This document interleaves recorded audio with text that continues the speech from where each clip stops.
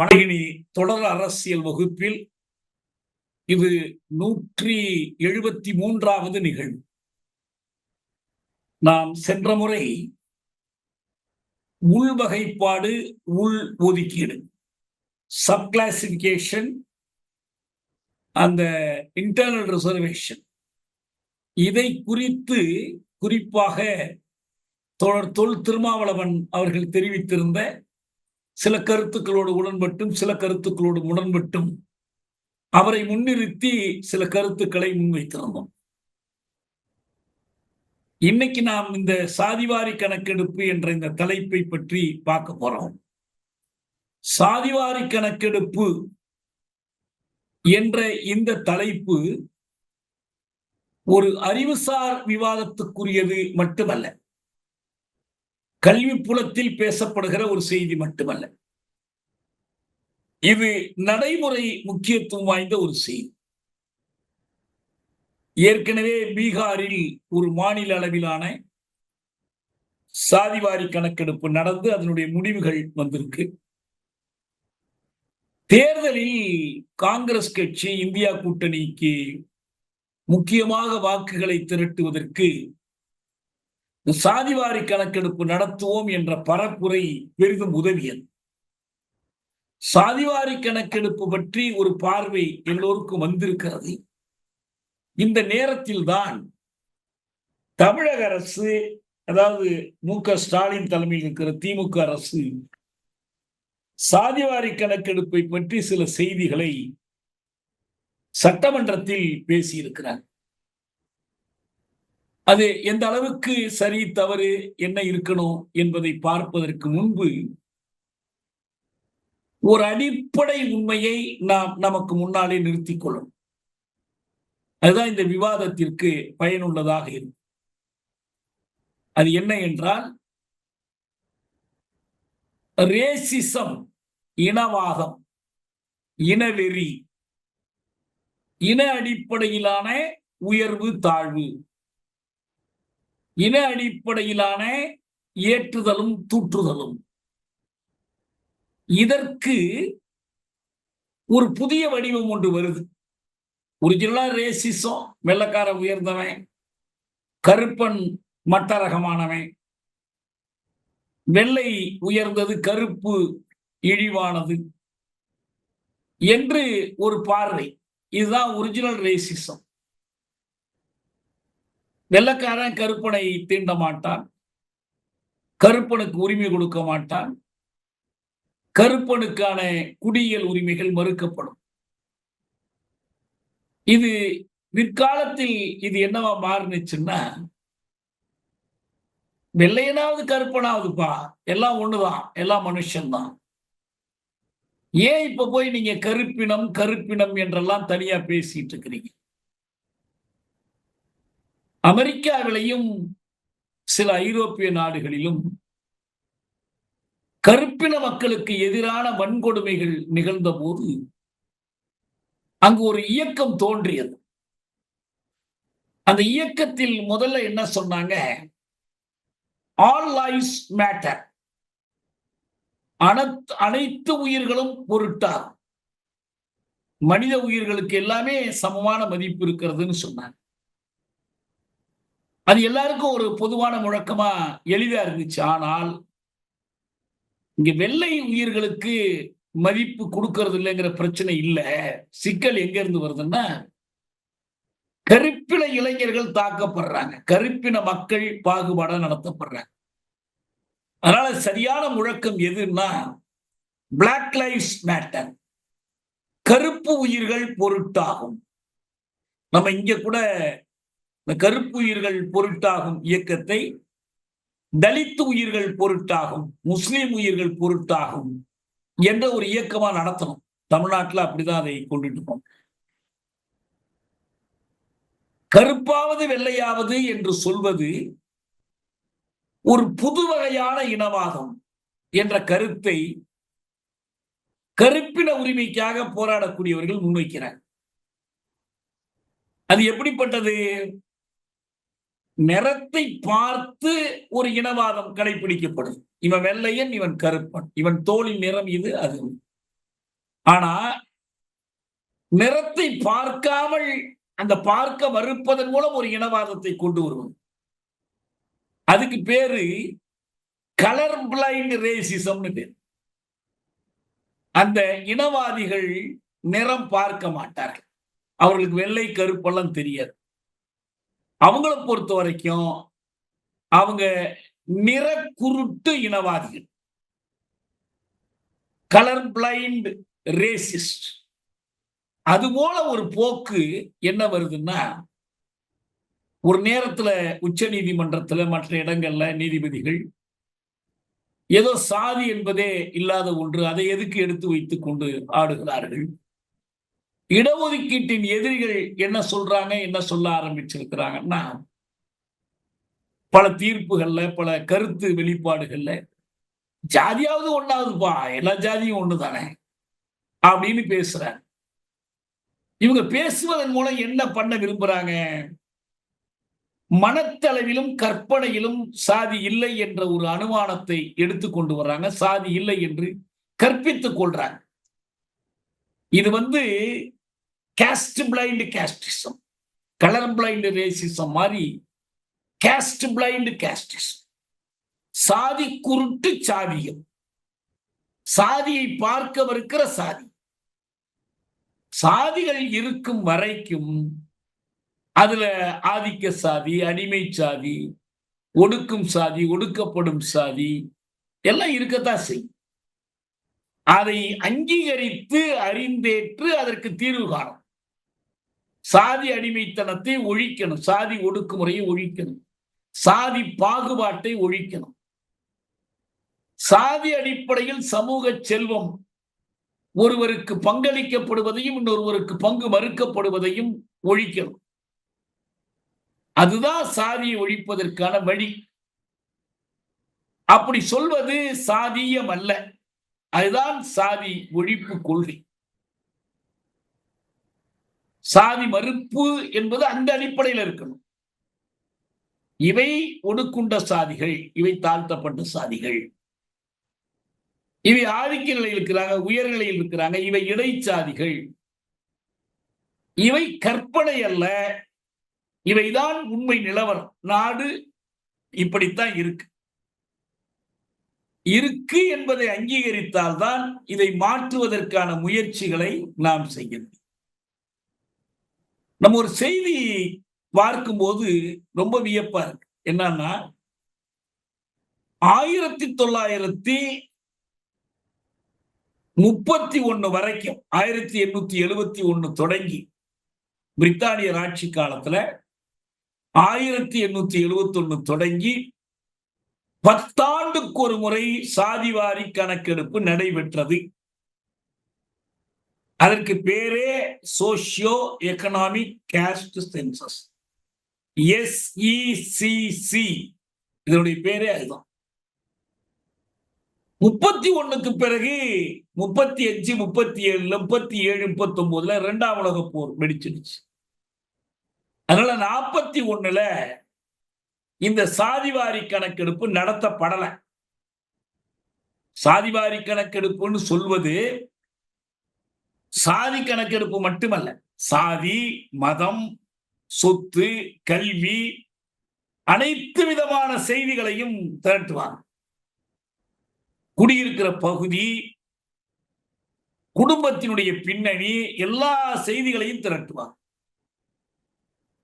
இந்த socio economic caste census 1871 முதல் 10 ஆண்டுக்கு ஒரு முறை 1931 வரைக்கும் நடைபெற்றது. 41ல் நடைபெறல. அடுத்து எந்த ஆண்டுல நடந்திருக்கணும்? 51ல் நடந்திருக்கணும். 51ல் நடக்குது. ஆனால் அன்றைய பிரதமர் ஜவஹர்லால் நேரு அவர் என்ன பண்ணார்னா, இந்த கணக்கெடுப்புல நீங்க பிற்பட்ட ஜாதிகளை கணக்கெடுக்க வேண்டாம்னு சொல்லிட்டார். அவருடைய அரசு எடுத்த முடிவு. SC ST கணக்கு எடுத்து ஆகணும். ஏன்னா SC STக்கான ஒரு ஒதுக்கீடு அன்னைக்கே வந்துடுச்சு. குறிப்பா நாடாளுமன்ற தொகுதிகளை ரிசர்வ் தொகுதிகள் வந்துருச்சு, சட்டமன்ற தொகுதிகளை ரிசர்வ் தொகுதிகள் வந்துருச்சு. பூனா ஒப்பந்த காலத்திலேயே எத்தனை இடங்கள்ங்கிற விவாதம் காந்திக்கும் அம்பேத்கருக்கும் வந்து ஒப்பந்தம் போட்டாச்சு. அதுக்கும் முன்னால இஸ்லாமியருக்கான இடஒதுக்கீடு வந்துருச்சு, நாடாளுமன்றம் சட்டமன்ற தொகுதிகள்ல வந்துருச்சு. ஆனால் இந்த பிற்படுத்தப்பட்டவர்கள் பிசி அவங்க கணக்கு எடுக்க வேண்டாம். இந்த கணக்கு எடுக்கிறதுனால நிறைய சிக்கல் குழப்பம்லாம் வரும் என்று சொல்லி நேரு உத்தரவு போட்டு 51 அந்த கணக்கெடுப்பு நிறுத்தப்பட்டது. பிரிட்டிஷ் ஆட்சி காலத்தில் எடுக்கப்பட்டு கொண்டிருந்த ஒரு கணக்கெடுப்பு, ஏன்னா பிரிட்டிஷ் ஆட்சி ஒழிந்த உடனே சாதி எல்லாம் ஒழிஞ்சிடுச்சுது சுதந்திர இந்தியாவில். இனி எதுக்கு கணக்கெடுப்புன்னு சொன்னா பரவாயில்ல, இருக்கு ஆனா கணக்கெடுக்க வேண்டாம். இன்னும் சொல்ல போனால் அரசமைப்பு சட்டத்தினுடைய 340வது உறுப்பு மிக முக்கியமான ஒரு உறுப்பு. ஏன் எஸ்சிபிசிக்கு நம்ம ஏற்கனவே உத்தரவாதம் கொடுத்துட்டோம், ஆனா இவர்களை தவிர பிற்படுத்தப்பட்டவர்கள் ஏராளமா இருக்காங்க. அந்த ஏராளமா இருக்கிற காரணத்தினால என்ன பண்ணணும்னா, அவர்களுக்கு என்னென்ன உரிமைகள் வழங்கணும், என்ன சலுகைகள் கொடுக்கணும், அவர்களுக்கு செய்தரப்பட வேண்டிய நன்மைகள் என்ன என்பதை பற்றி ஒரு ஆணையம் அமைத்து மைய அரசு கணக்கில் எடுத்துக்கொண்டு அவர்களுக்கு ஆவணம் செய்ய வேண்டும் என்று 340 இருந்துச்சு.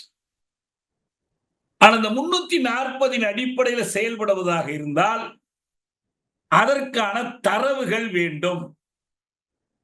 அது வந்து இந்திய குடியரசுத் தலைவர் ஒரு ஆணையத்தை நியமிப்பார். அவர் ஆணையிட்டு ஒரு ஆணையத்தை நியமிப்பார். எதுக்கு? சமூக வழியிலும் கல்வி வழியிலும் பிற்பட்ட வகுப்புகளின் நிலைமைகளை ஆய்வு செய்வதற்கு அவர் இந்த ஆணையத்தை அமைப்பார். அவர்கள் எப்படிப்பட்ட தொல்லைகளுக்கு ஆளாகின்றனர் என்பதை அவர் ஆய்வு செய்து ஒன்றிய அரசும் மாநில அரசும் இந்த சிரமங்களை களைவதற்கான நடவடிக்கைகளுக்கு அவர் ஆலோசனை கூறுவார். அவர்களது நிலைமைகளை மேம்படுத்த சொல்வார். அவங்களுக்கு என்னென்ன வழங்கணும், நல்கைகள் வழங்கணும், ஒன்றிய அரசும் மாநில அரசுகளும் வழங்கணும், இது எல்லாத்தையும் அவர் சொல்வார். இப்படி அமைக்கப்படுகிற ஆணையமானது அவர்களுக்கு அனுப்பப்படுகிற செய்திகளை எல்லாம் ஆராய்ச்சி செய்து ஒரு அறிக்கை, தரவுகள் அடிப்படையிலான அறிக்கையை குடியரசுத் தலைவரிடம் வழங்கும். அந்த பரிந்துரைகளின் அடிப்படையில் ஒரு அறிக்கையை குடியரசுத் தலைவர் வந்து முன்வைப்பார், நாடாளுமன்றத்தில் முன்வைத்து அதன் மீதான நடவடிக்கைகளை விளக்குவார். இதாங்க ஆர்டிகிள் 340. சென்ற முறை நாம் வந்து 341, 42 பற்றி பார்த்தோம். இந்த 340 தான் பிற்படுத்தப்பட்டவர்களுக்கான அரசு நடவடிக்கைகளுக்கு, ஒரு சேமநல அரசு செய்ய வேண்டிய நடவடிக்கைகளுக்கான அடிப்படை. ஆனால் இதற்கு என்ன வேணும்? தரவுகள் வேணும். எஸ்சி எஸ்டி கணக்கு தொடர்ந்து கிடைக்குது. எத்தனை ஜாதிகள் இருக்கிறாங்க, அவங்க மக்கள் தொகை என்ன, 10 ஆண்டுக்கு ஒரு முறை இதுல என்ன மாற்றம் வருது, அவங்களுடைய கல்வி தகுநிலை என்ன, எல்லாமே வந்து 10 ஆண்டுக்கு ஒரு முறை கிடைக்குது. ஆனா இவங்களை பத்தி எதுவுமே தெரியாது. தெரிந்து கொள்ள தேவையில்லை என்று 51 நேரு முடிவு பண்றார்.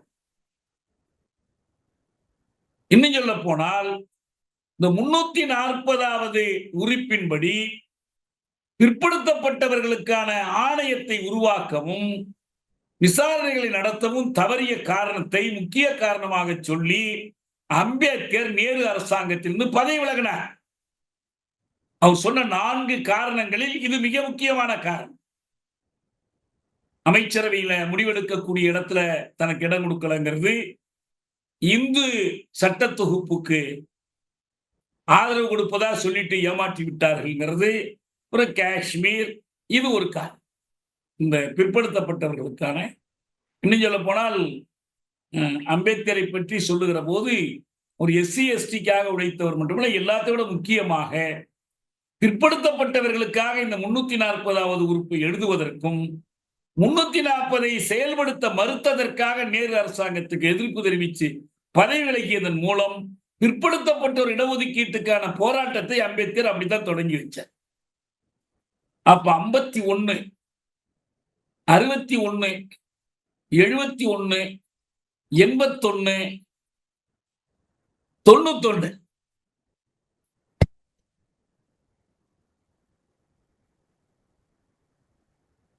இந்த ஒரு முறை கூட நடக்கலைங்க.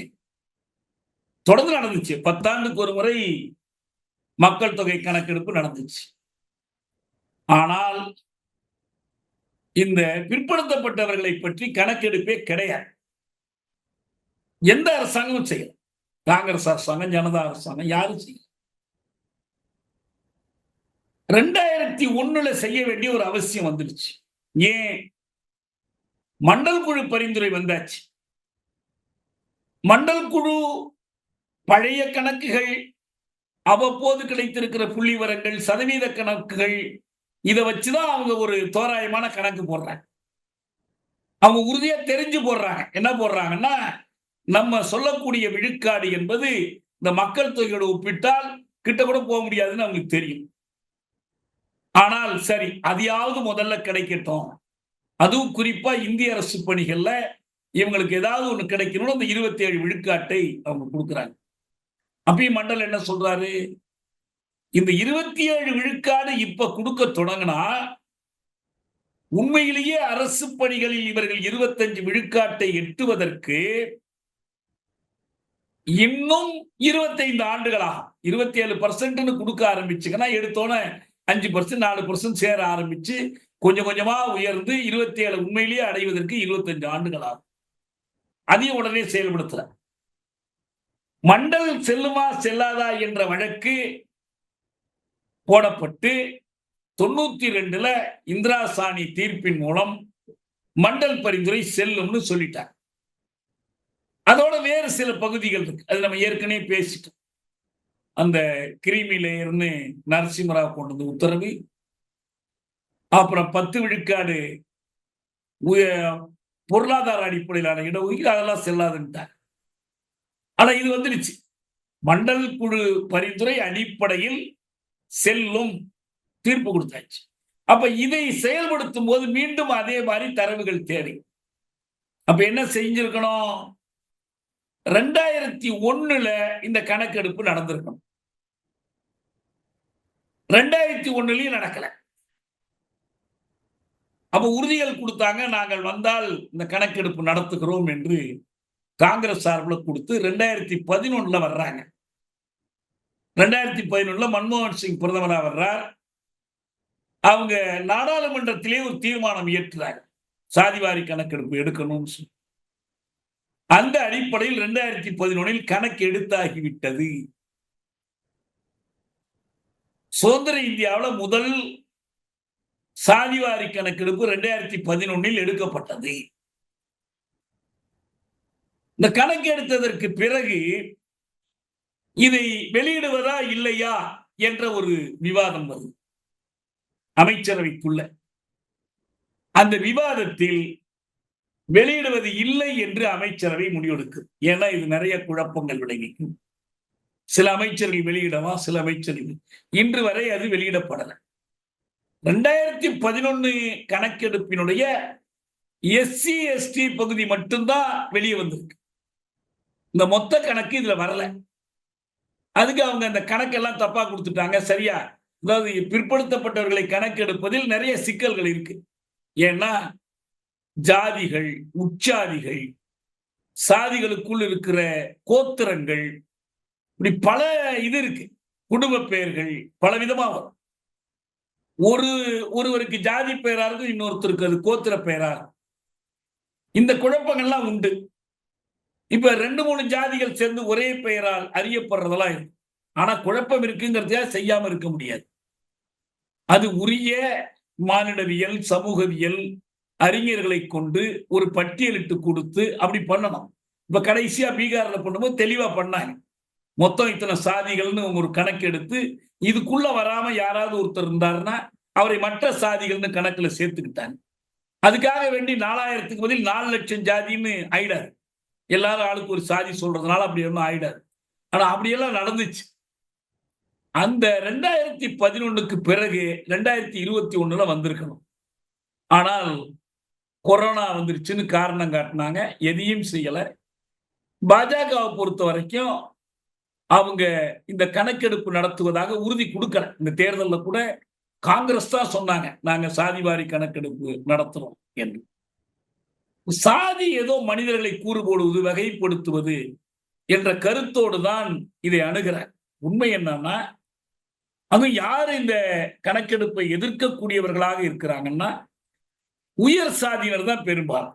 சாதி தங்களுடைய சாதி வகிக்கக்கூடிய ஏகபோகம் முற்றுரிமை தகர்ந்து விடக்கூடாது என்பதுதான் அவங்களுடைய முக்கியமான கவலையா இருக்கு. அடிமட்டத்தில் தாழ்த்தப்பட்ட சாதியினர் அல்லது பிற்பட்டவர்கள் இந்த கணக்கெடுப்பை பொதுவாக எதிர்ப்பதில்லை.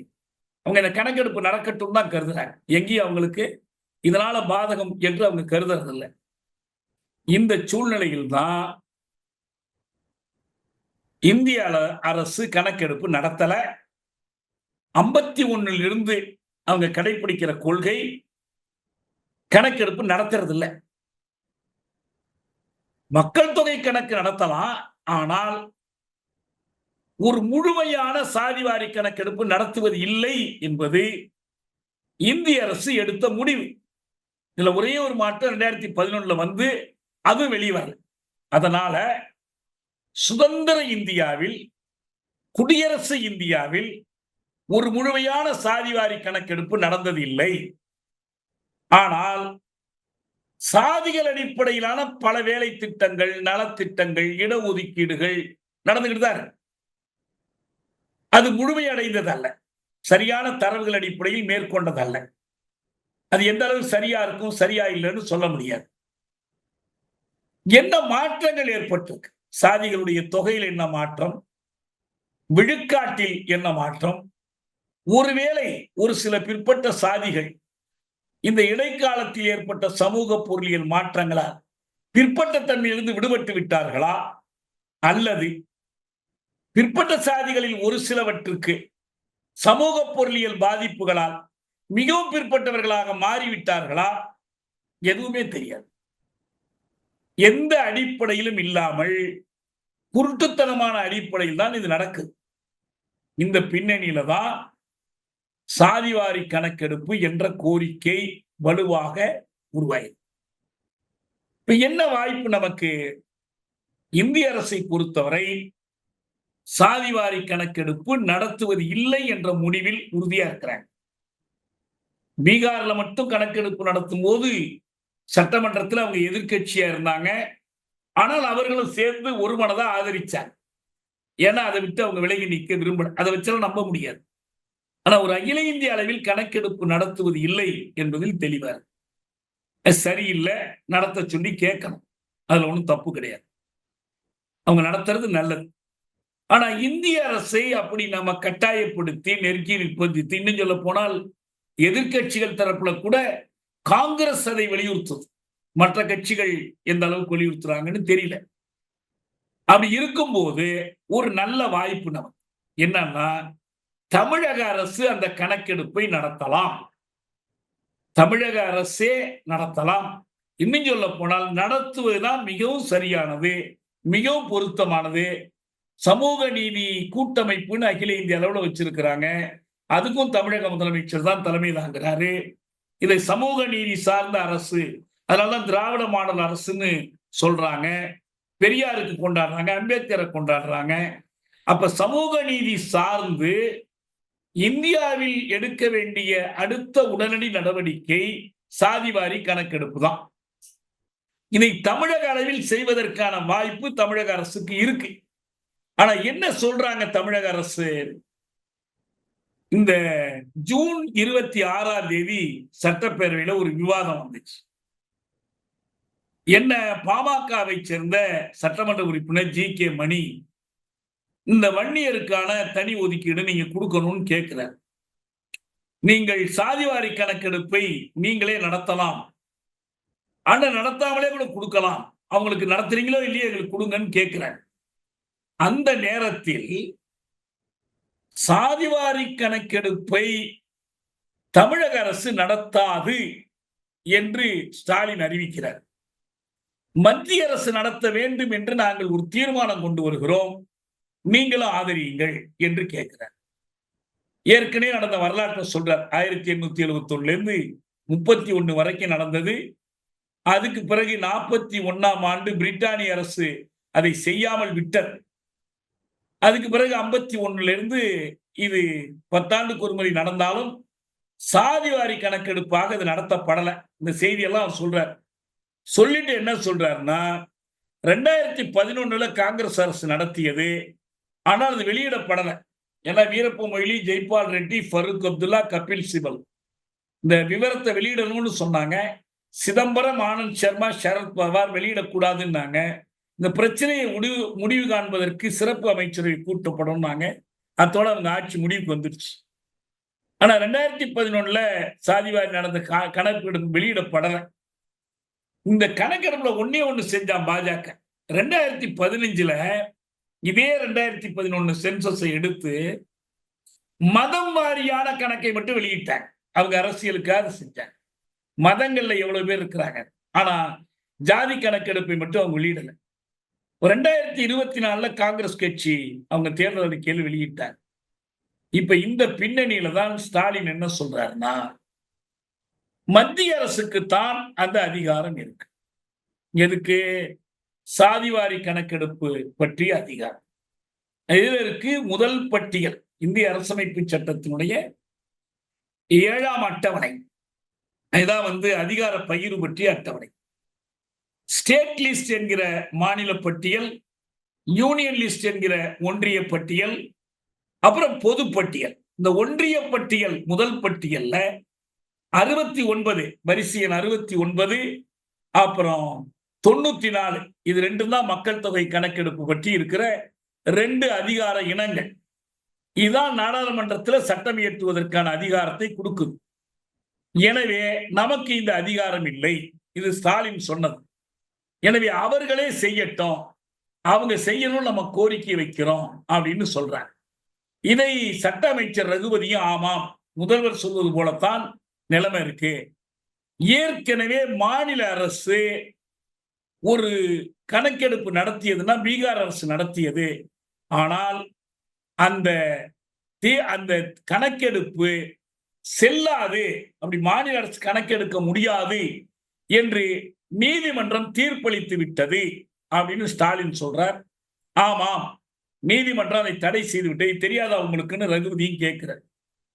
ஆனா இது உண்மை என்னன்னா, 2023 ஆகஸ்ட் 1ஆம் தேதி பாட்னா உயர் நீதிமன்றத்தினுடைய 2 நீதிபதிகள் கொண்ட அமர்வு, நான் அந்த கைதியார் தீர்ப்பு வச்சிருக்கிறேன். அந்த தலைமை நீதிபதி கே வினோத் சந்திரனும் அந்த இன்னொரு நீதிபதி பார்த்த சாரதி 2 பேரும் கொடுத்த தீர்ப்பு தெளிவா என்ன தீர்ப்புன்னா, 2023 ஆகஸ்ட் 1 மாநில அரசுக்கு சாதிவாரி கணக்கெடுப்பு அதிகாரம் உண்டு என்று தீர்ப்பளிக்கிறார். இந்த தீர்ப்பின் அடிப்படையில் அவங்க நடத்திட்டாங்க. இவங்க ரகுபதியும் ஸ்டாலினும் சொல்லக்கூடிய தகவல் தவறான தகவல். அவங்க எதை குழப்பிக்கிறாங்கன்னா, பீகார் இந்த கணக்கெடுப்பின் அடிப்படையில் நிதிஷ்குமார் தலைமையிலான பீகார் அரசு இடஒதுக்கீடு 50 விழுக்காடாக இருந்ததை 65 விழுக்காடாக உயர்த்தியது. இந்த இடபிள்யூஎஸ் சேர்த்தோம்னா இன்னும் 10 75,000. இது 50க்கு மேல போனதுனால இது செல்லாது என்றுதான் பாட்னா உயர் நீதிமன்றம் வேறொரு வழக்கில் தீர்ப்பு கொடுத்துச்சு. அதுல இதே சந்திரன், கேவி சந்திரன் இருக்கார். ஆனா இது வேறு தீர்ப்பு, அது வேறு தீர்ப்பு. சாதிவாரி கணக்கெடுப்பு நடத்த அதிகாரம் உண்டா? உண்டு. சாதிவாரி கணக்கெடுப்பின் அடிப்படையில் இடஒதுக்கீட்டை 50க்கு மேல கொடுத்தால் என்ன பண்ணுவோம்? அதை தடுப்போம். இது 2மே வழக்கு இருக்கு. உச்ச நீதிமன்றத்தில் தடை செய்யப்படல. தொடர்ந்து இந்த சாதிவாரி கணக்கெடுப்பு பற்றிய வழக்கு நிலுவையில் இருக்கு. ஆனா ஏற்கனவே இந்த அறிவிப்பு வந்துருச்சு. அதனால இந்த தகவல் தவறான தகவல். இப்ப என்ன உண்மை? உண்மையிலேயே அந்த அதிகாரம் இருக்கா இல்லையா? இதுதான் நம்ம இங்க முக்கியமா ஏற்கனவே நான் கொஞ்சம் எழுதியிருக்கிறேன். தாஜ்மஹல்ல ஒரே ஒரு கடிதம் எழுதல, அடுத்து எழுதலாம். இந்த ஷெட்யூல் 7 7வது அட்டவணை 1வது பட்டியல் 69ல சென்சஸ்ன்னு சொல்றதும் 94ல விசாரணைகள், ஆய்வுகள், இந்த பட்டியலில் இருக்கக்கூடிய எந்த ஒரு செய்திக்காகவும் புள்ளி விவரங்கள் என்று இருக்கிறதும் இதான் மைய அரசுக்கான அதிகார. மைய அரசுங்கிறத காட்டிலையும் நாடாளுமன்றத்தில். ஆனா அதே நேரத்துல இதே 7ஆம் அட்டவணையில 3வது பட்டியல் இருக்கு, இந்த பொது பட்டியல். அதுல பொருளியல் திட்டமிடல், சமூக திட்டமிடல், சமூக பாதுகாப்பு, சமூக காப்புறுதி, வேலைவாய்ப்பு, வேலைவாய்ப்பின்மை, 24 தொழிலாளர் நலன், வேலை நிலைமைகள், இழப்பீடு, 45 இந்த 2வது பட்டியல், அதாவது ஒன்றிய பட்டியல், இது மாநில பட்டியலிலோ பொது பட்டியலிலோ குறித்திரைக்கப்படும் பொறுப்பாடுகள், அவற்றை பற்றிய விசாரணைகள், புள்ளி விவரங்கள், இதெல்லாம் சேர்ந்து இந்த ஒவ்வொன்றிலும் கணக்கெடுப்பு நடத்தலாம். அரசமைப்பு சட்டத்தினுடைய 14வது உறுப்பு, 15வது உறுப்பு, 16வது உறுப்பு, சமத்துவம் பற்றிய உறுப்பு, சமமல்லாதவற்றை சமமாக கருதக்கூடாது என்பதற்கான கட்டளை, போதிய வாய்ப்பு பெறாதவர்களுக்கு வாய்ப்பு கிடைக்க செய்யணும். இந்த பிரிவு மக்கள் என்று போடும்போது கூட ஏனைய பிற்பட்ட பிரிவு மக்கள்னு அம்பேத்கர் திருத்தம் கொடுத்தார். அந்த திருத்தங்களின் அடிப்படையில் செய்ய வேண்டிய எல்லாவற்றுக்கும் என்ன தேவைன்னா தரவுகள் வேணும். ரொம்ப எளிமையா புரிந்து கொள்ள வேண்டிய செய்தி. மைய அரசு அதனுடைய திட்டமிடலுக்கும் அதனுடைய சட்டம் வகுத்தலுக்கும் தேவைப்பட்ட தரவுகளை திரட்டிக் கொள்ளலாம், அதுக்கான அதிகாரம். அதே போல மாநில அரசு தனக்குரிய அதிகாரங்களை செயல்படுத்துவதற்கும் தனக்குரிய நலத்திட்டங்களை செயல்படுத்துவதற்கும் அது தகவல் திரட்டலாம். அது சர்வேங்கிற பேர்ல இருக்கலாம், சென்சஸ்ங்கிற பேர்ல இருக்கலாம். இது ரெண்டுக்குமான அகராதி பொருளை வைத்துக் கொண்டு ஒன்னும் வேறுபாடு கிடையாது. ஏன்னா சில சட்டங்கள்ல இந்த ரெண்டு சொல்லும் மாறி மாறி வருது. அப்படி பார்த்துதான் பீகார்ல ஒரு 17 கேள்விகளை முன்னிறுத்தி இந்த கணக்கெடுப்பை நடத்தினாங்க. எனவே தமிழக அரசுக்கு இந்த அதிகாரம் உண்டு என்பதில் எந்த சந்தேகமும் இல்லை. அதற்கான நடைமுறை சான்றாக பீகாருக்கு மட்டும் எப்படி அதிகாரம் வந்துச்சு, இவங்களுக்கு இல்லைன்னா பீகாருக்கு எப்படி வரும்? பீகார் எப்படி செஞ்சாங்க? தாராளமா செய்ய முடியும். அதை தவறா புரிந்து கொண்டு இவர்கள் வேற ஒரு தீர்ப்பையும் இந்த தீர்ப்பையும் குழப்பிக் கொண்டு 50 விழுக்காட்டுக்கு இடமளிக்க மேல் போகக்கூடாதுன்னு சொன்ன தீர்ப்பையும் இதையும் ஒன்னொன்னு 2 வெவ்வேறு தேதிகளில் வழங்கப்பட்ட தீர்ப்பு, அந்த வெவ்வேறு தலைப்புகளின் கீழ் வழங்கும் பக்கங்கள் கூட வேற. 87 பக்கம் கொண்ட தீர்ப்பு இடஒதுக்கீட்டை எடுத்துக் கொண்டது. 107 பக்கம் கொண்ட தீர்ப்பு இந்த சாதிவாரி கணக்கெடுப்புக்கு ஆதரவா அமைந்திருக்கு. அதுல முதல்ல ஸ்டே பண்றாங்க, மீண்டும் அதை கொடுக்குறாங்க, நடத்தி முடிச்சிட்டாங்க. இந்த புள்ளி விவரங்கள் அனைத்தும் இன்னைக்கு வெளிவந்துருச்சு. ஆனா தமிழக அரசு இது ஒரு நம்முடைய முதலமைச்சரோ அல்லது சட்டத்துறை அமைச்சரோ செய்யக்கூடிய தவறா மட்டும் இல்லை, மொத்தத்துல அரசுக்கே அப்படி ஒரு புரிதல் இருக்கு. அதனாலதான் தமிழக அரசின் சார்பில் தமிழக திராவிட முன்னேற்ற கழகத்தினுடைய மாநிலங்களவை உறுப்பினர், அவரே ஒரு நல்ல வக்கீல், அரசமைப்பு சட்டம் தெரிந்த ஒரு வக்கீல், அவர் என்ன பண்றாருன்னா அங்க மாநிலங்களவையில் அவர் தனிநபர் மசோதா கொண்டு வர்றார். என்ன கேட்கிறாருன்னா, எங்களுக்கு நீங்கள் இந்த கணக்கெடுப்பு நடத்துகிற அதிகாரத்தை கொடுக்க வேண்டும் என்று தவறான ஒரு புரிதல் அடிப்படையில் கொடுக்கிறார்.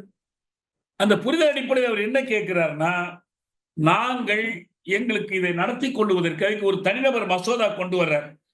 அதுக்கு ஒரு காரணமும் காட்டுறார். 105 அதனுடைய அந்த திருத்தத்தின் படி அது எங்களுக்கு அந்த உரிமை இல்லாம இருக்கு. எங்களுக்கு இந்த தேசிய பிற்பட்ட வகுப்பு ஆணையத்தை கலந்து கொள்ள வேண்டியிருக்கு.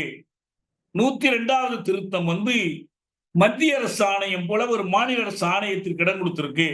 342A அதுல இருக்கிற 3வது பிரிவை தான் அவர் காட்டுறார்.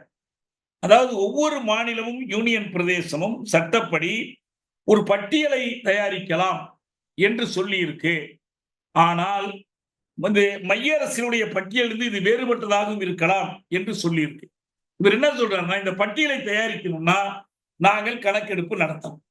எனவே எங்களுக்கு கணக்கெடுப்பு நடத்துகிற அதிகாரம் கொடுக்கலன்னா நாங்கள் எப்படி பட்டியல் தயாரிப்போம்?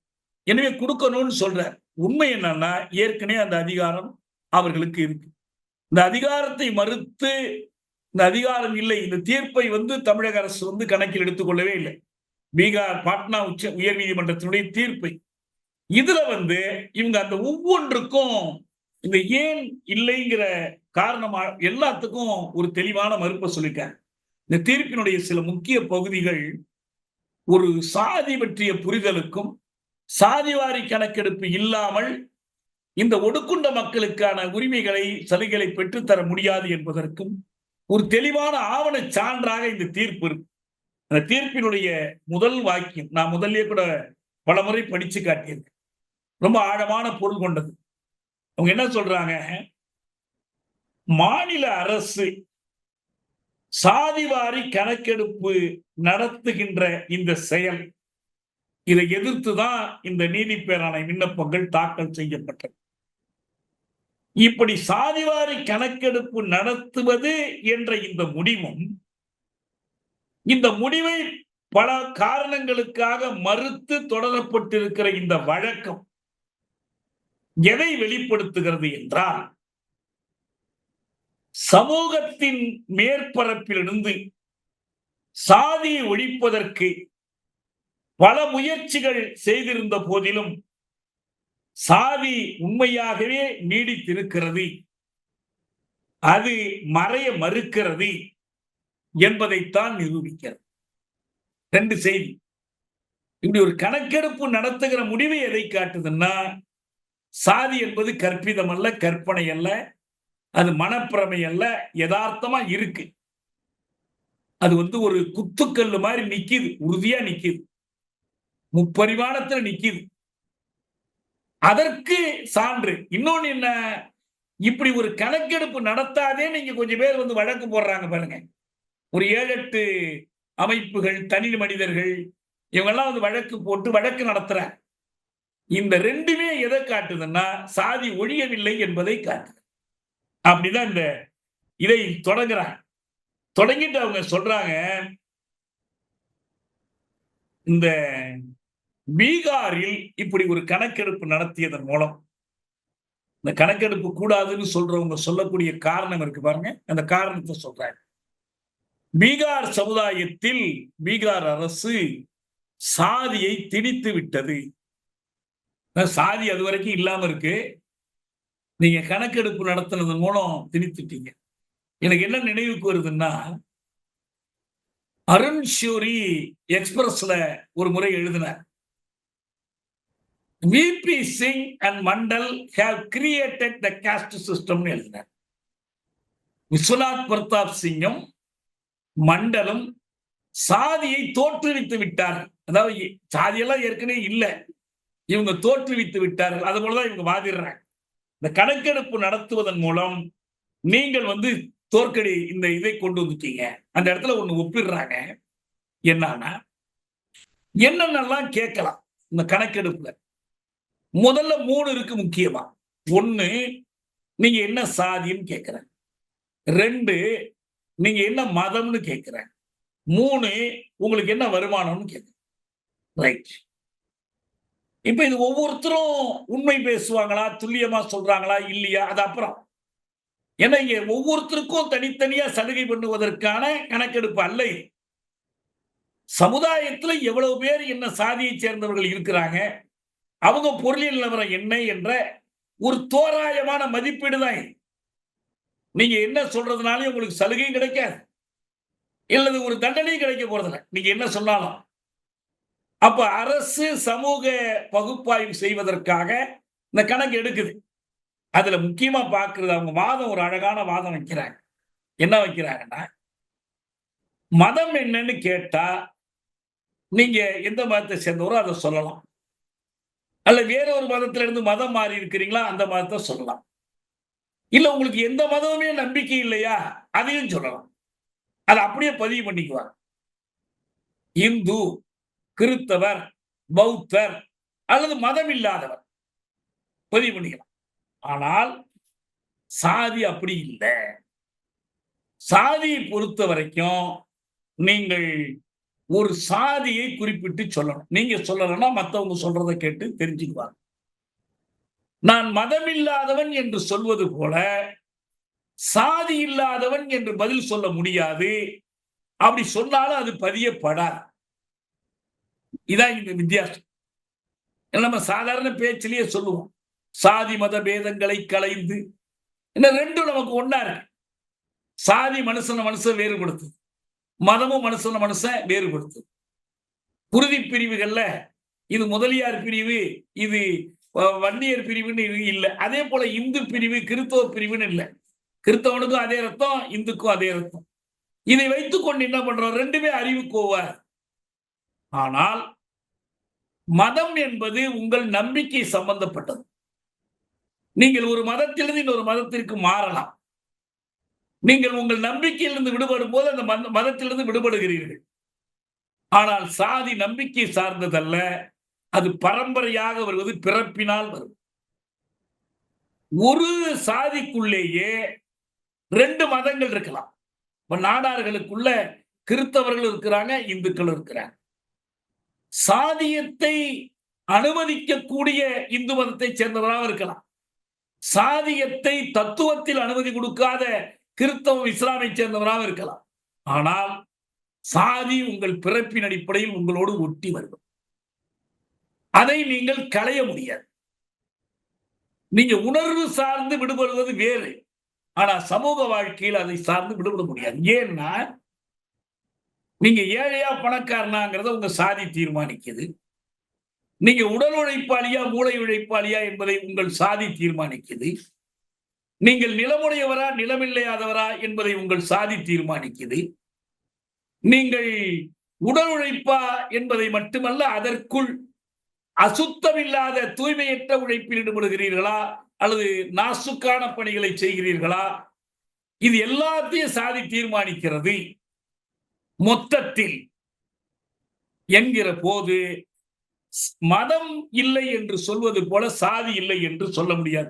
இதை காரணமா காட்டி அவங்க என்ன வாதிடுறாங்கன்னா, நீங்கள் எப்படி மதத்தை மட்டும் இல்லைன்னா ஒத்துக்கிறீங்க, சாதி எப்படி கட்டாயப்படுத்துறீங்க? ஆனா அவங்க ஒன்றும் கட்டாயப்படுத்தல.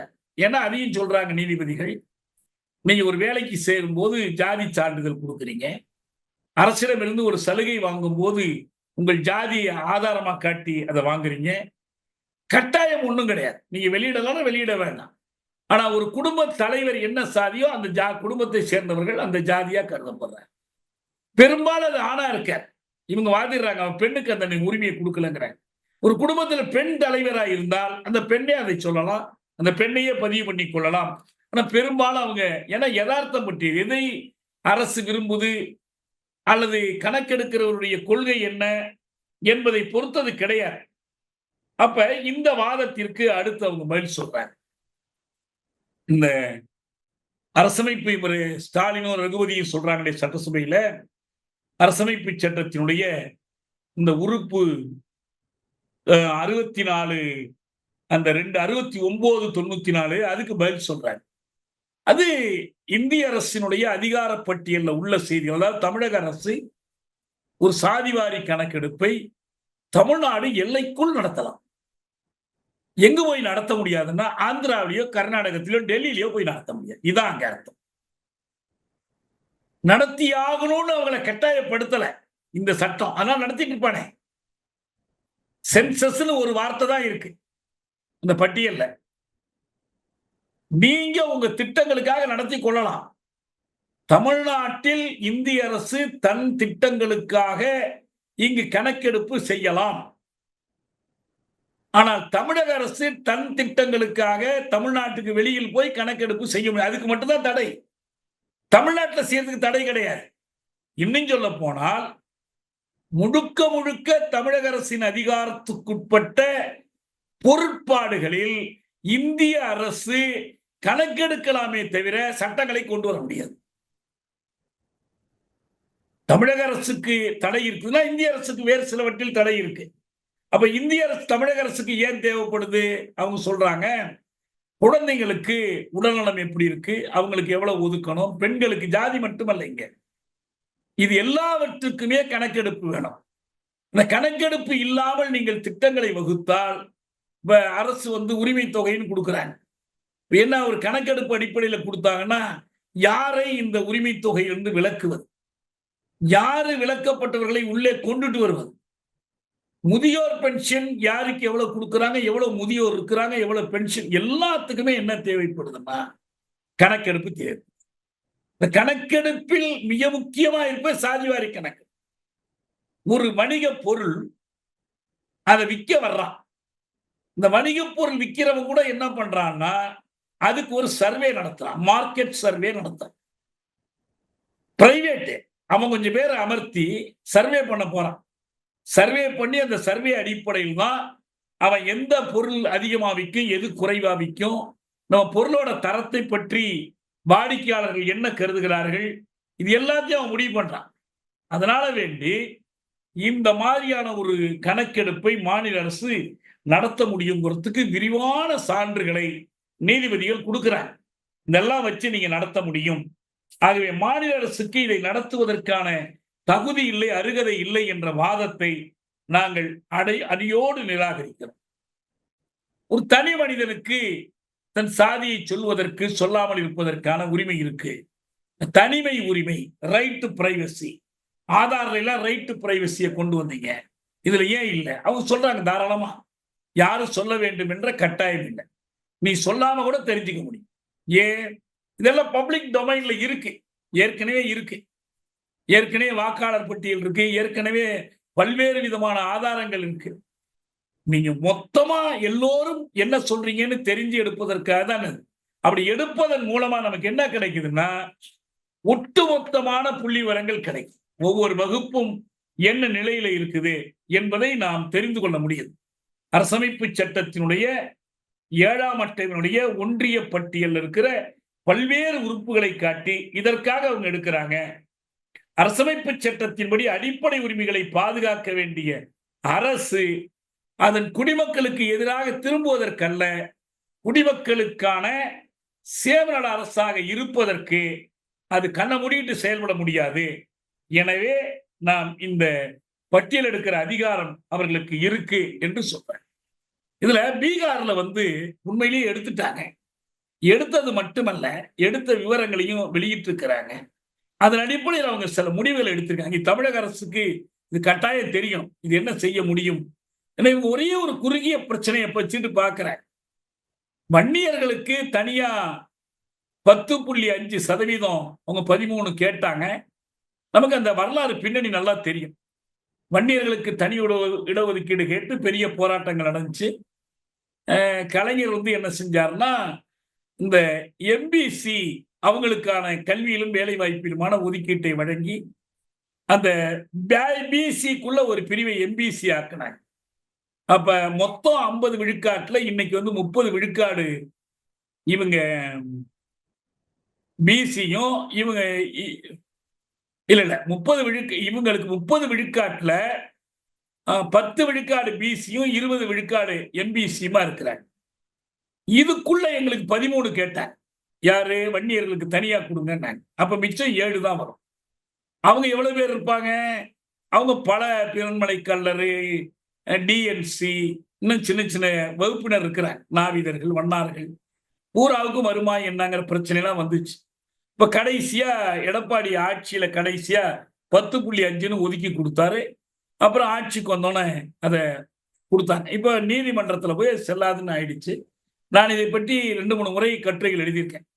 இது சமூக நீதிக்கான ஒதுக்கீடு அல்ல, சாதிவாரி இடஒதுக்கீடு, சாதி அரசியலுக்கான ஒதுக்கீடு என்றெல்லாம் சொல்லி இவ்வளவுலையும் கடைசியா என்ன சொல்றாங்கன்னா, நம்ம கணக்கெடுப்பு எடுத்தால் கொடுக்கலாம், ஆனா கணக்கெடுப்பு நடத்த எங்கள்கிட்ட அதிகாரம் இல்லை என்று அந்த பக்கம் திருப்பி விடுறாங்க. டெல்லி கணக்கெடுப்பு நடத்தல, அந்த கணக்கெடுப்பு எப்படி கொடுப்பீங்க? ஒண்ணு தெளிவா தெரிஞ்சு வச்சுக்கலாம்.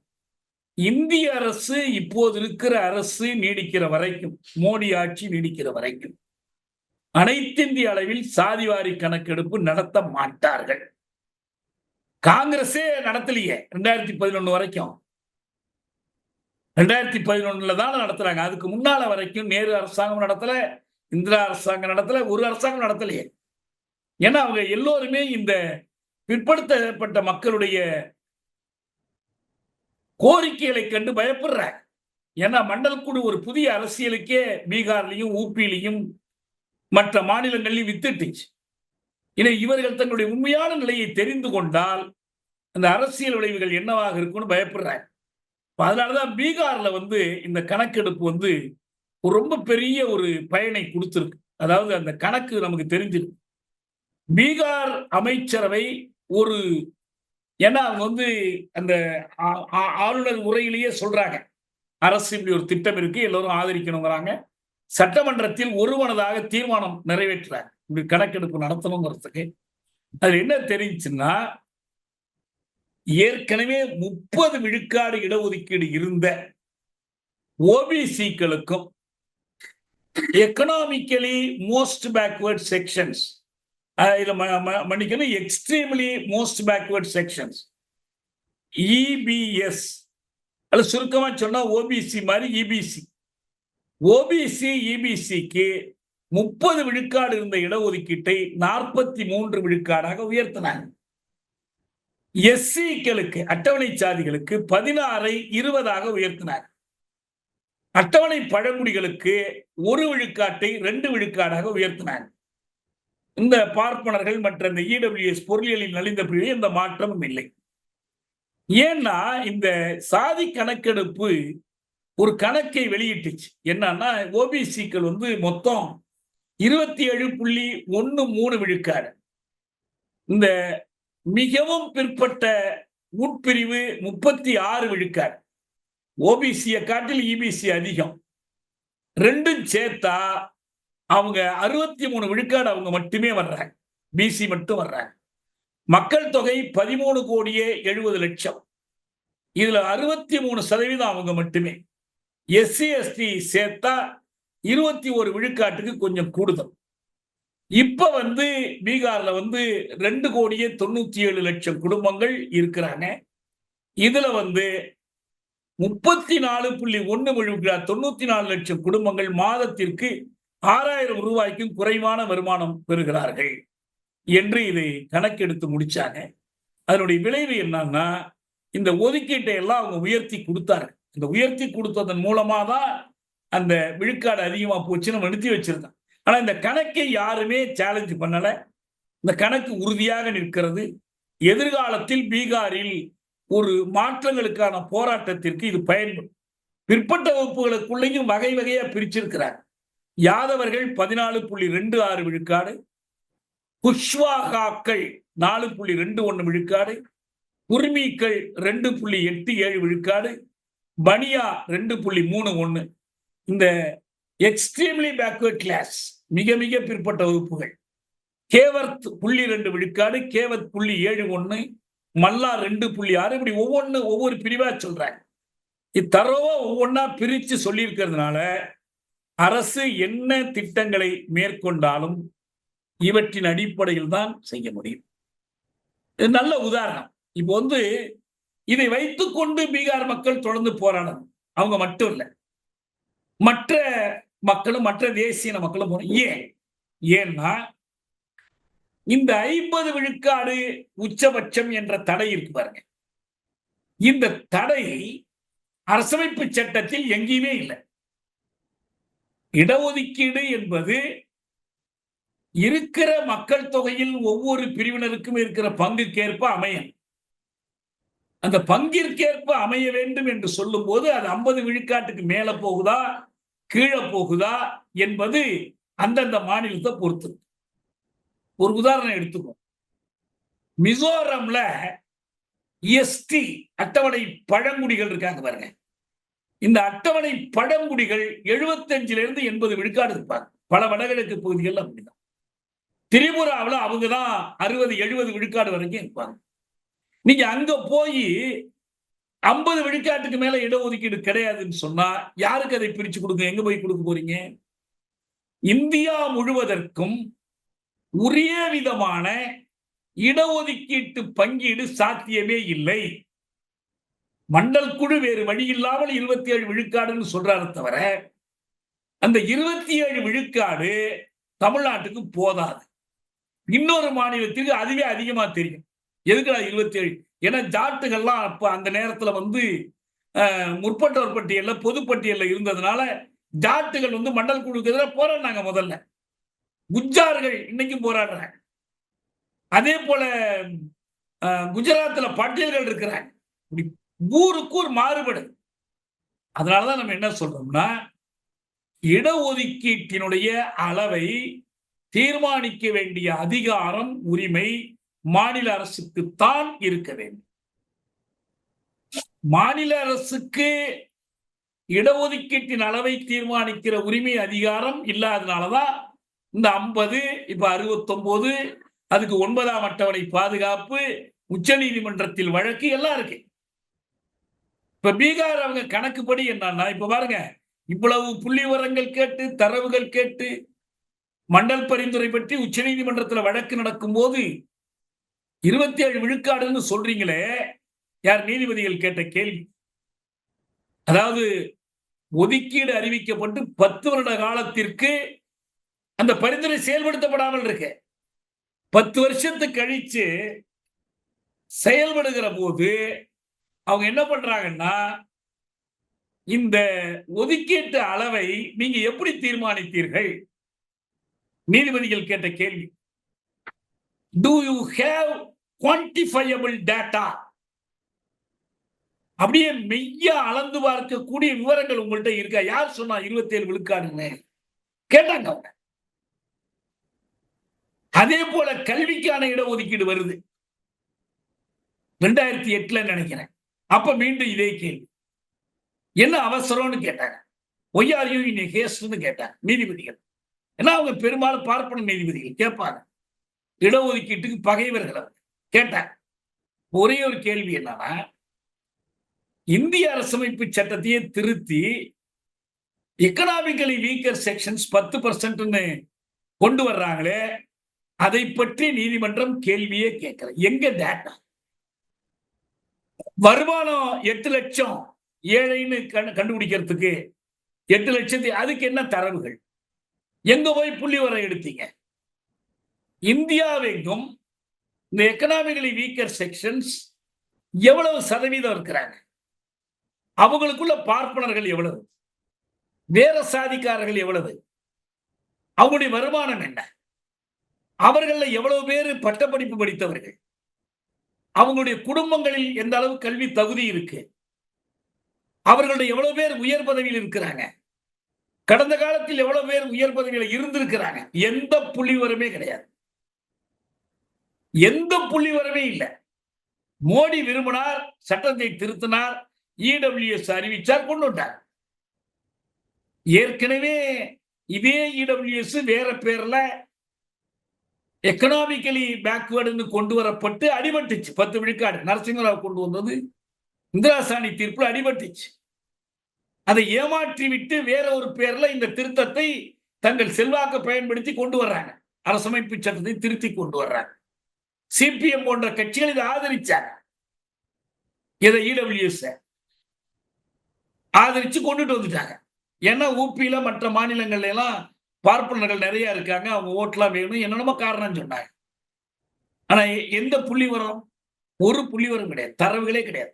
ஆனால் இந்த பிற்படுத்தப்பட்டோர் இடஒதுக்கீடு என்று வரும்போதெல்லாமே மீண்டும் மீண்டும் நீதிமன்றங்கள் எங்க தரவு எங்க தரவுன்னு கேட்டாங்க. இந்த தரவை கிடைக்க செய்யாமல் இருப்பதற்காகத்தான் இந்திய அரசு 51 தொடங்கி 91 வரைக்கும் எந்த ஓபிசி புள்ளி வரணும் எடுக்கவே இல்லை. கணக்கெடுப்பே கிடையாது, சென்சஸே கிடையாது. அதுல குழப்பம் வரும், சிக்கல் வரும், மோதல் வரும். ஏன் எஸ்சி எஸ்டி இடஒதுக்கீடு கணக்கெடுக்கிறதுனால என்ன கெட்டு போச்சு? தொடர்ந்து எடுத்துக்கிட்டு தானே இருக்கிறாங்க. அது அடிப்படையில் தானே உங்களுக்கு இவங்களுக்கு இடஒதுக்கீடு, உள்ளுதொடுக்கீடு எல்லாம் கொடுக்க முடியுது. மறட்டுமே. இன்னும் சொல்ல போனால் புதிதாக ஒரு சில சாதிகள் பிசியில வரலாம், பிசியில இருந்து எம்பிசிக்கு மாறலாம், அல்லது ஒரு சில சாதிகள் எஸ்சியில இருந்து மத மாற்றத்தினால ஓபிசியில சேர்க்கப்பட்டவர்களை மீண்டும் எஸ்சி எஸ்சி கொண்டு வரலாம். இன்னும் கடைசியா ஒண்ணு சொல்றேன், ஓபிசியில சில சாதிகள் இந்த இடைப்பட்ட காலத்தில் இந்த உரிமைகள் சலுகைகளை அனுபவித்து பொது சாதிகளின் பட்டியலில் சேர்ற அளவுக்கு வளர்ந்திருக்கிறாங்க என்று புள்ளி விவரங்கள் காட்டுமானால் அவர்களை இந்த பட்டியலிருந்து நீக்கவும் செய்யலாம். ஏன்னா அவங்க மற்றவங்க இடத்தை அவங்க ஏன் பறிக்கணும்? போகட்டும். ஆனா இதுக்கெல்லாம் என்ன அடிப்படை? கணக்கெடுப்பே இல்லை. இந்திய அரசு கணக்கெடுக்க மறுக்கிறார். இப்ப இவங்க காங்கிரஸ் தரப்புல நாங்க கணக்கெடுக்கணும்னு ஒரு உறுதிமொழி கொடுத்திருக்கிறாங்க, கோரிக்கை வைக்கிறாங்க, போராடுறாங்க. இப்ப நம்ம கேள்வி எல்லாமே என்னன்னா, இதில் சமூக நீதிக்கு வழிகாட்ட வேண்டிய திராவிட முன்னேற்ற கழகத்தினுடைய நிலைப்பாடு என்ன? அனைத்து இந்திய சமூக நீதி கூட்டமைப்புக்கு தலைமையேற்றிருக்கிற மு.க. ஸ்டாலின் என்ன சொல்றாரு? அவங்களுக்கு ஒரு அருமையான வாய்ப்பு. என்ன வாய்ப்பு? பீகாரை போல் தமிழ்நாட்டில் நீங்கள் ஒரு சாதிவாரி கணக்கெடுப்பை நடத்தினீங்கன்னா தடுக்க முடியாது. இந்திய அரசாலும் தடுக்க முடியாது. ஏன்னா இப்ப 2015 கர்நாடகா நடத்திடுச்சு. பீகார் இப்ப 2023 2015 கர்நாடகா நடத்திடுச்சு. வேறு சில மாநிலங்கள் பகுதி பகுதியா நடத்தி இருக்கிறாங்க. எதுவும் தடுக்க முடியாது. அப்ப தமிழக அரசு இதை நடத்துவதில் என்ன தயக்கம்? சட்டம் புரியலையா? இல்ல இந்திய அரசு இதை விரும்பலங்கிறதுனால நீங்க நடத்த மறுக்கிறீங்களா? சொல்லணும், தெளிவா சொல்லணும். ஏன் தோழமை கட்சிகளோ எதிர்கட்சிகளோ இதை நடத்துகிற கோரிக்கை வைக்கலையே? பாமகவே என்ன சொல்றாங்கன்னா, நடத்துவீங்களோ இல்லையோ எங்களுக்கு கொடுக்கறத கொடுத்துருங்க. நடத்தினா உங்களுக்கு கொடுக்க முடியாதுங்க. அதுல பயப்படவே வேண்டியதில்லை. உண்மையால நீங்க கணக்கெடுப்பு நடத்தினா வன்னியர்களுக்கு 10.5 கிடைக்காது. அவங்க கேட்கிற குவான்டிஃபையபிள் டேட்டானா என்னன்னு அவங்க புரிஞ்சுக்கல. அவங்க என்ன நினைக்கிறாங்கன்னா, குவான்டிஃபையபிள் டேட்டானா மக்கள் தொகையில நம்ம 13 விழுக்காடு இருக்கிறோம், 15 விழுக்காடு இருக்கிறோங்கிற கணக்கு வந்துரும். வந்துருச்சுன்னா எங்களுக்கு கொடுங்கன்னு கேட்கணும். இல்ல, அதெல்லாம் அர்த்தம் அதுக்கு. நீங்கள் இவ்வளவு பேர் இருக்கிறீங்கிறது மட்டும் போதாது. உங்களோட அதே குரூப்ல இருக்கிற மற்றவங்களை விட நீங்க எவ்வளவு தாழ்ந்திருக்கீங்கன்னு நிரூபிக்கணும். நீங்கள் பிறன்மலைக்கள்ளர்களை காட்டிலும், இந்த சீர்மரபினரை காட்டிலும், மன்னார்கள், நாவிதர்கள், குறி சொல்கிறவர்கள் இவர்களை காட்டிலும், மதம் மாறிய கிறிஸ்தவர்களை காட்டிலும் நீங்க ரொம்ப ரொம்ப தாழ்ந்த நிலையில இருக்கிறீங்க. சப்ஸ்டான்சியலி லோ. சும்மா கொஞ்சோண்டு 1% 2% இல்ல. ஒரு பெரிய இடைவெளி இருக்கு. நீங்க காட்டினா மட்டும்தான் நீங்க என்ன பண்ண முடியும்? நாங்க வெறும் காஸ்ட் இல்ல, நாங்க ஒரு கிளாஸ், ஒரே மாதிரி இருக்கிறோம், எங்களுக்கு நீங்க தனியா உள் ஒதுக்கீடு கொடுங்கலாம் கேட்க முடியும். இல்லைன்னா கூட கேட்க முடியாது. இப்ப அண்மையில வந்த சில புள்ளி விவரங்கள் படி அவங்க உண்மையில 13 விழுக்காடு அளவுக்கு அவங்களுக்கு கிடைச்சிக்கிட்டு இருக்கு. 10.5ங்கிறது அதை விட குறைவுதான். இதுக்கு ஏன் பயப்படுறீங்க? நீங்க வெளிப்படையா பேச வேண்டியதானே? உங்களுக்கு இடஒதுக்கீடு கொடுப்பதற்கு இடமில்லை, நீதிமன்றம் மறுத்துடுச்சு, அவ்வளவுதான். கணக்கெடுப்பு நடத்தி கொடுக்கலாம். ஆனா கணக்கெடுப்பு நாங்க நடத்த மாட்டோம், இந்திய அரசு நடத்தட்டும். இந்திய அரசு நடத்த சொல்லி தீர்மானம் பண்ணணும். இந்திய அரசு நடத்தவே நடத்தாது. மோடி இருக்கிற வரைக்கும் நடக்கவே நடக்காது. சரி, அப்படி நடத்துவதற்காக இந்திய அளவில் திரட்டி எல்லா சமூக நீதி கூட்டமைப்புல இருக்கக்கூடிய எதிர்க்கட்சிகளை திரட்டி நீங்க போராட போறீங்களா? நல்லது, போராடுங்க. மாநிலத்துக்கு இந்த உரிமை வேண்டும். இடஒதுக்கீடு உரிமை மட்டுமல்ல, இடஒதுக்கீட்டுக்கு மட்டுமல்ல, வேற எத்தனையோ இருக்கு. நிலப்பங்கீடு இருக்கு, கடன் கொடுக்கிறது இருக்கு, உணவு கொடுக்கிறது இருக்கு, பாதுகாப்பு, உணவு பாதுகாப்பு இருக்கு, நலவாழ்வு வசதிகள், மருத்துவ வசதிகள் செஞ்சு கொடுக்கிறது இருக்கு. வெறும் இடஒதுக்கீடுன்னே யோசிக்க வேண்டாம். இது எல்லாவற்றுக்குமே என்ன வேணும்னா டேட்டா, புள்ளி விவரங்கள் வேணும், அடிப்படை சான்றுகள் வேணும். அதற்கு கணக்கெடுப்பு வேண்டும். அந்த கணக்கெடுப்பு அவன் ஒரு கடைசியா ஒரு வாதம் வைக்கிறான், 500 கோடி செலவுங்கிறான். 500 கோடி செலவு என்பதா இதுக்கு ஒரு பெரிய தடை? இந்திய அரசு தயாரிக்கக்கூடிய அணுகுண்டுகளுக்கு எல்லாம் எத்தனை கோடி செலவாகுது? நீங்க நடத்தக்கூடிய அறுவடை சோதனைகள் மற்றது, மோடியினுடைய பயண செலவு என்ன உலகம் பூரா போறதுல எத்தனையோ எடுத்துக்காட்டலாமே. இந்த மாநில அரசு 500 கோடி இதுக்காக செலவிட்டால் அதன் மூலமாக மக்கள்கிட்ட நீங்க ஏற்படுத்தக்கூடிய பாதிப்புகள், தாக்கங்கள், நீங்க நடைமுறைப்படுத்தி கொண்டிருக்கிற நலத்திட்டங்கள் உதவுமா உதவாதா எல்லாமே இருக்கு. அதனால வேண்டி நான் சொல்றேன், மாநில அரசு இதை தட்டி கழிக்குது, நழுவுது. சட்டம் தெரியலன்னா சட்டம் தெரிஞ்சுக்கலாம். தீர்ப்பு எடுத்து ஒருத்தர் அவங்களுக்கு எடுத்து கொடுத்து விலக்கி படிச்சு காட்ட மாட்டாங்களா? தெளிவா இந்த தீர்ப்புல பல்வேறு கோணத்துல இதுக்கு எதிரான வாதங்களை எல்லாத்தையும் முறியடிச்சுட்டாங்க, மறுப்பு சொல்லிட்டாங்க. அதனால மாநில அரசு என்ன செய்யணும்னா, தமிழக அரசு இதில் கவனம் செலுத்தணும், விரைவா இதை நடத்தணும், நடத்தி இந்த புள்ளி விவரங்கள் வெளியே கொண்டுட்டு வரணும். அவங்க ரொம்ப குறுகிய காலத்துல செஞ்சுட்டாங்க, சில மாதங்களுக்குள் அவங்க பீகார்ல செஞ்சு முடிச்சுட்டாங்க.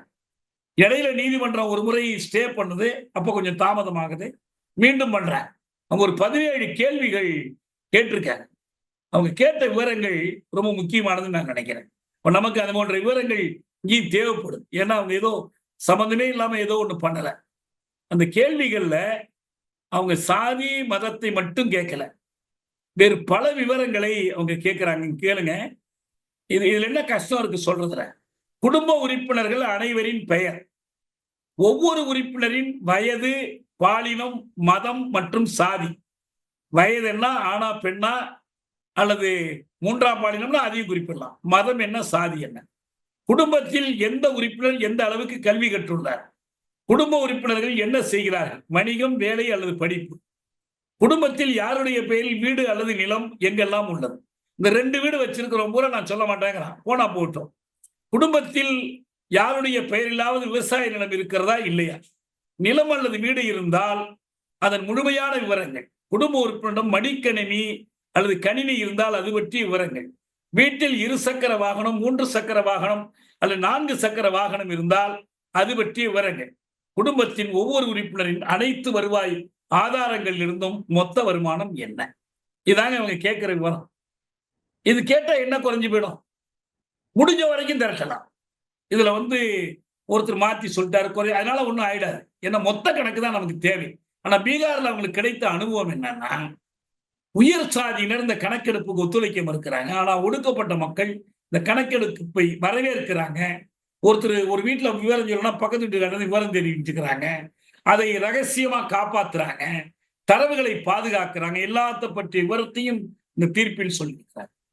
தமிழக அரசுக்கு நம்ம சொல்லிக் கொள்றது ஒன்னே ஒண்ணுதான், மாநில அரசு இறைமை இல்லாதது, அதிக அதிகாரங்கள் இல்லாதது, எல்லாவற்றுக்கும் நீட்ல இருந்து மற்றதுல இருந்து. இதே நீட்டு தொடர்பாக நீட்டு ஏன் கூடாது என்பதற்கு நீங்க என்ன செஞ்சீங்க, ஒரு குழு அமைத்து அந்த குழுவின் மூலமாக கிராமப்புற மாணவர்கள் எத்தனை பேரு, நகரப்புற மாணவர்கள் எத்தனை பேரு, பிற்பட்ட வகுப்பு மாணவர்கள் எத்தனை பேரு, தமிழ் வழி கல்வி மாணவர்கள், எல்லா விவரங்களும் திரட்டினீங்கல்ல. அதுதான் நீட்டு சட்டத்தை இயற்றுவதற்கு அடிப்படையா அமைஞ்சிச்சு. இப்போ உங்களுக்கு முன்னால உள் ஒதுக்கீடு, மொத்த ஒதுக்கீடு, எல்லா கேள்விகளும் வருது. இப்ப இதை விரிந்த அளவுல நீட்டுக்கு மாணவர்கள்ட்ட எடுத்ததுக்கு பதிலா தமிழக மக்கள் அனைவரிடமும் சென்று எடுக்கிற இந்த கணக்கெடுப்பு, சாதிவாரி கணக்கெடுப்பு உங்கள் அரசியலுக்கு உயிர் கொடுக்கும். நமக்கெல்லாம் என்ன கவலையா இருக்குன்னா, இந்த நழுவல் என்பது இதுல மட்டும் இல்லை, ஒவ்வொரு துறையிலையும் மதச்சார்பற்ற அரசா அதுல இருந்து நழுவுறீங்க. எத்தனையோ நழுவல், மொழிக் கொள்கையா கல்விக் கொள்கைன்னு ஒண்ணு வைத்துக் கொண்டு அந்த கொள்கையை வெளியிடாமல் வச்சுக்கிட்டு இருக்கிறீங்க. தூத்துக்குடி துப்பாக்கி சூடா அந்த அறிக்கையில் தண்டிக்கப்பட்ட வேண்டிய அதிகாரிகளுக்கு நீங்க பதவி கொடுத்துக்கிட்டு இருக்கிறீங்க. எத்தனையோ சட்டவிரோத காரியங்கள், காவல் சித்திரவதைகள், ஒவ்வொன்றிலையும் நழுவி போறீங்க. அப்போ உங்களுக்கு ஆதரவாக வாக்களித்த மக்களை எப்படி நீங்கள் திரட்ட போறீங்க? இந்த தோழமை கட்சிகள் எதுவுமே கேட்க மாட்டேங்கிறாங்க, எதிர்த்து பேச மாட்டேங்கிறாங்க. குறிப்பா இந்த சாதிவாரி கணக்கெடுப்பு நடத்துங்கள் என்ற கோரிக்கையை தமிழ்நாட்டில் எந்த கட்சியாவது எழுப்புதான்னு தெரியல. பாமக நடத்துங்க, நடத்தாட்டி போங்கிறாங்க. ஆனா நடத்தணுங்கிற கோரிக்கையை வலுவாக ஜனநாயக சக்திகள் எழுப்பணும். நமக்கு இருக்கிற கவலை என்னன்னா, பாஜகவை எதிர்த்து முறியடிப்பதற்கும் மீண்டும் பாஜக தமிழகத்தில் காலூன்றாமல் தடுப்பதற்கும் இன்னைக்கும் கூட ஒரு கடைசி பணையமாக ஸ்டாலினும் திமுக தான் தெரிகிறார், வேற வழி இல்லாம இருக்கு. ஆனா இவங்களாவது தங்கள் அரசியலை ஒரு கொள்கை வழிப்படுத்திக் கொள்ள வேண்டும்னா, இந்த நழுவலில் இருந்து, மற்ற நழுவல் சறுக்கல் இருந்து மீள்வது போல இந்த நழுவல் இருந்து மீண்டு ஒரு கொள்கை முடிவெடுத்து சாதிவாரி கணக்கெடுப்பை மாநில அரசே நடத்த வேண்டும். நடத்த முடியாதுன்னு சொல்றவங்க இருந்தால் நடத்த முடியும் என்பதற்கு வாதிடுவதற்கு நாம தயாரா இருக்கோம், சட்ட அறிஞர்கள் தயாரா இருக்காங்க. அந்த முடிவை தமிழக அரசு எடுத்தால் தமிழக அரசியலில் ஒரு நல்ல காத்திரமான மாற்றத்தை குறிக்கும். எனவே இது வெறும் நான் தொடக்கத்துல சொன்ன மாதிரி இது ஒரு கல்வி சார்ந்த, சட்டம் சார்ந்த விவாதம் மட்டுமல்ல, நடைமுறை அரசியல் சார்ந்த விவாதம். இன்னொரு இறுதியா ஒண்ணு சொல்லும். திமுக ஆட்சியா இருக்கட்டும், வேற ஒரு ஆட்சி வரட்டும், நாளைக்கு தமிழ்நாடே விடுதலை பெறட்டும். ஆனால் விடுதலை பெற்ற தமிழ்நாட்டிலும் கூட சாதிவாரி கணக்கெடுப்பு எடுக்காமல் சாதியை ஒழிக்க முடியாது. சாதிவாரி கணக்கெடுப்பு சாதியை காப்பாற்றுகிற வழியோ வளர்க்கிற வழியோ அல்ல. சாதி ஒழிப்பதற்கு அதுதான் வழி. எனவே சாதிவாரி கணக்கெடுப்பை நாம் வலியுறுத்த வேண்டும், அதற்காக போராட வேண்டும். அதற்கான அரசியல் தான் இன்றைக்கு தமிழ் தேசியத்திற்கும் சமூக நீதிக்குமான அரசியல்.